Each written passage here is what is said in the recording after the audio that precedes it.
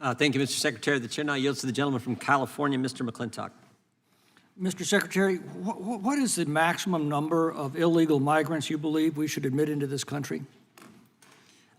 Congressman, it is our responsibility to enforce the laws that Congress has passed, and that is indeed what we are doing.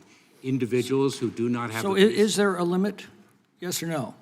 Congressman, individuals who make a claim for relief under our laws and who do not succeed— You've already released more than 2.1 million illegal immigrants into this country since you took office. That's a population the size of the state of Nebraska. While the Border Patrol has been consumed by taking names and changing diapers at the border, 1.5 million known gotaways have illegally entered the country as well. That's an additional illegal population the size of the state of Hawaii. So once again, I would ask you, what is the limit, or is there one? Congressman, last year we expelled or removed approximately 1.4 million people who did not have a legal basis to remain in the United States, the largest number in recent history. Well, actually, you testified that 72,000 illegal migrants were removed in 2022. But in 2019, there were 267,000 removals. So removals are down under your administration by more than 75%. Meanwhile, in 2019, there were 458,000 border encounters, yet under your policies, we're now up to 2.3 million encounters. That's 5 times as many. So while encounters were up 5 times, removals are down by 75%. How do you account for this? Congressman, a few points. Number one, our approach of expanding lawful pathways for people to reach the border and delivering consequences for those who arrive at our border irregularly is working. The number has dropped. You will also recall, Congressman, that last year, Title 42, the Public Health Authority, was in place, and under that authority, we could not remove individuals, but expel them. Again, I'm short on time. You announced the CB1 app this year. It allows migrants to bypass the southern border and enter directly into the United States at ports of entry. This program began with up to 1,000 illegal migrants a day. It's been amped up to as many as 1,500 a day. That's more than 540,000. That's the population equivalent of adding a new state of Wyoming every single year.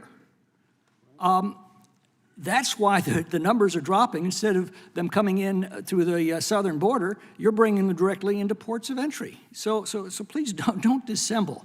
Now, I've got a very important concern for the people of my region. In January, a family of 6 people were executed in the rural town of Goshen. That's not far from my district.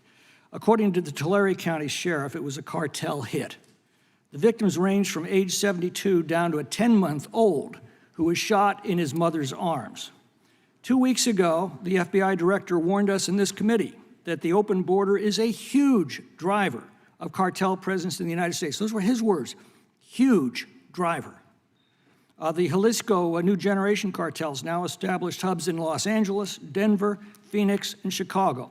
Millions have fled from Mexico to escape these conditions, and the cartels have followed them into the United States. So how long before we can expect the same kind of gun battles here as have become routine in Mexico?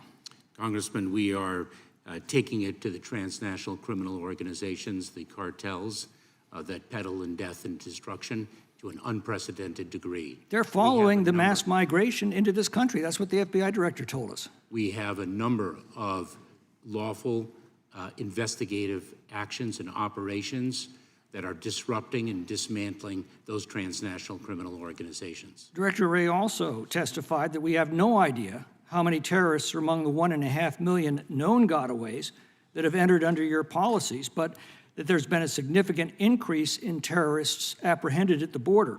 When your administration abandoned Afghanistan, it released 5,000 terrorists that were being held at Bagram. 10 days later, one of them killed 13 U.S. service members at Kabul airport.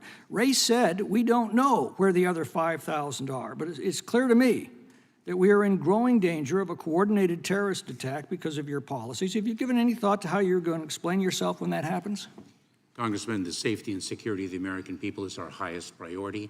That is what is the genesis of the creation of the Department of Homeland Security. Obviously, it is not your highest priority.